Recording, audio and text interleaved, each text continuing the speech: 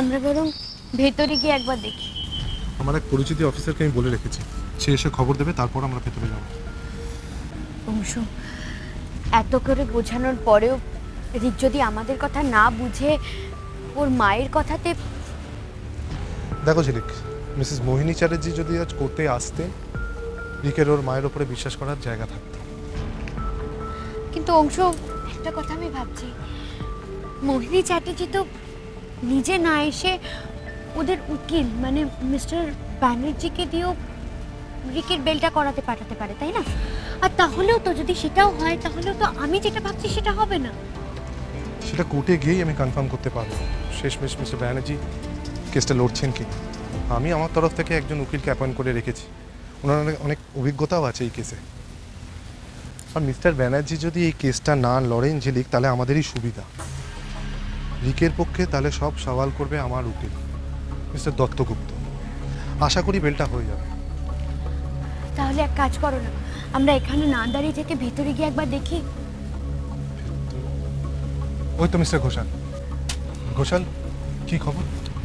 Sorry Mukherjee, আজ যাদের case উঠবে সবাইকে অলরেডি কোর্টে তোলা হচ্ছে। রিক চ্যাটার্জি কেউ অংশ, তাহলে আমাদের কোর্টে মানে হিয়ারিং এর আগেই রিকের সঙ্গে একবার দেখা করাটা খুব দরকার। চলো চলো, এক্ষুনি কোর্টে চলো। আসি ঘোষাল। ওকে চলো ঝিলিক, ফার্স্ট।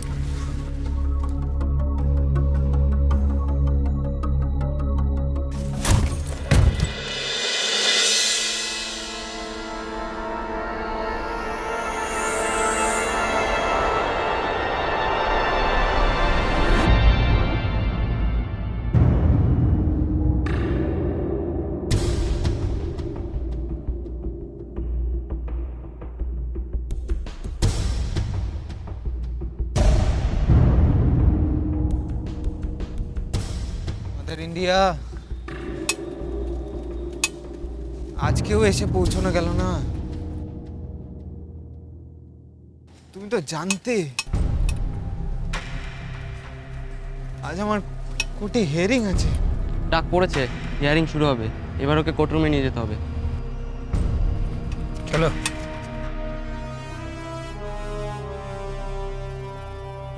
শোন না, আমি আজকে আসি, বুঝলি? আমার একটু তাড়া আছে, আর এসছি যখন একবার লয়ারের সঙ্গে কথা বলে যাই, কেমন? তাহলে কি মা মিস্টার ব্যানার্জিকে পাঠিয়েছে? সেদিন যে বললো আমার উকিলের কাছে যাচ্ছে।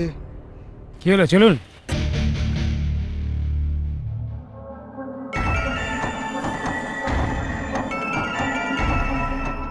রাস্তার জ্যামে আটকেও পড়তে পারে, তাই হয়তো দেরি হচ্ছে।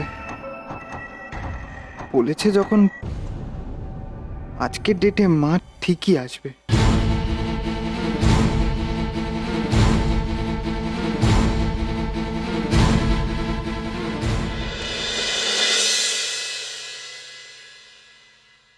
আজ কারো কথা ভাববো না, কারো কথা ভাববো না, শুধু নিজের কথা।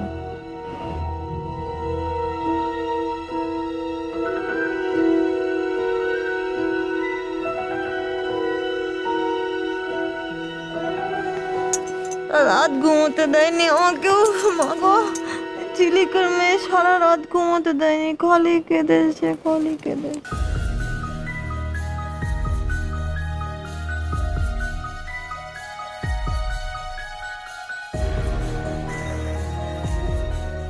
এমন মাও পৃথিবীতে হয়।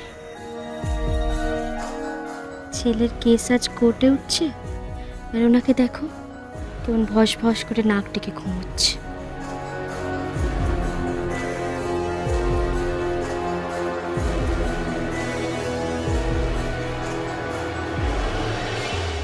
ভগবান, এবারটা তুমি ঝিলিককে জিতিয়ে দাও। আমি যে ওনার হার দেখতে চাই।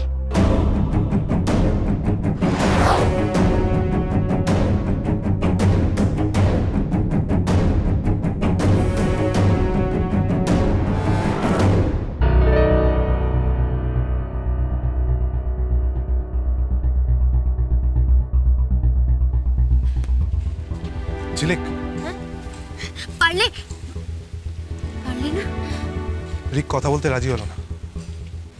অংশ, তুমি তো ওকে একবার বোঝাতে পারতে, জোর তো করতে পারতে। আমি সব রকম চেষ্টা করেছিলাম ঝিলিক। কোর্ট এরিয়ায় কোনো অভিযুক্তকে ইচ্ছে বেশি জোর করা যায় না, আর বিশেষ করে আমার ক্ষেত্রে মানে এটা তাহলে অন্য দাঁড়ায়।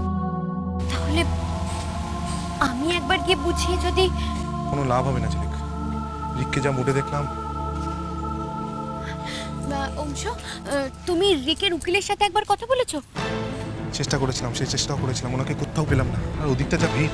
তুমি ফোন তো করতে পারতে। মিস্টার ব্যানার্জিকে ফোন করেছিলাম, ওনার ফোন সুইচ অফ। আমার মনে হয় উনি কোর্ট রুমে আছেন, সেই জন্য ফোনটা বন্ধ রেখেছেন। তো চেষ্টা করার পরও কিছুতেই বুঝলো না। অংশ, রিকের এই না বোঝার কারণে আমি আমার কাজটায় পিছিয়ে পড়ছি।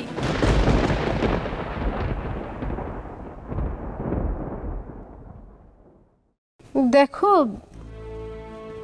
আমরা চেষ্টা করতে পারি, সবকিছুই তো আর আমাদের হাতে থাকে না। তা বলে কি মানুষ চেষ্টা করে বন্ধ করে দেবে? সেটা তো উচিত না। কিন্তু মা, আমার যে খুব দুশ্চিন্তা হচ্ছে। ঝিলিকটা কত আশা নিয়ে ওদিকে গেল, এবার কি হলো না হলো কে জানে। আর যার ছেলে, তাকে দেখুন মা, সে নিশ্চিন্তে দিবা নিদ্রায় মগ্ন। দেখো, যে নিজেই পাপে ডুবে আছে সে তো জেগেও ঘুমোচ্ছে, বলো? তার তো কোনো চেতনাই নেই। লোভ আর হিংসেও যে আরো পাপের মধ্যে ডুবে যাচ্ছে সেটা কেউ বুঝছে না। কিন্তু মা, আমার খুব চিন্তা হচ্ছে মা। আসলে ওই মা আর ছেলেকে আমি এতটুকু বিশ্বাস করি না। আচ্ছা মা, ওদিকে কি হলো না হলে একবার খবর নেবো, মানে ঝিলিককে একটা ফোন করবো মা? দেখো, চিন্তা যে আমারও হচ্ছে না তা নয়, আর একটু আমরা অপেক্ষা করে দেখি, জানো, তারপর না হয়। চলো ঝিলিক, এখানে থেকে আর কি লাভ? চলো ফিরে যাই, চলো।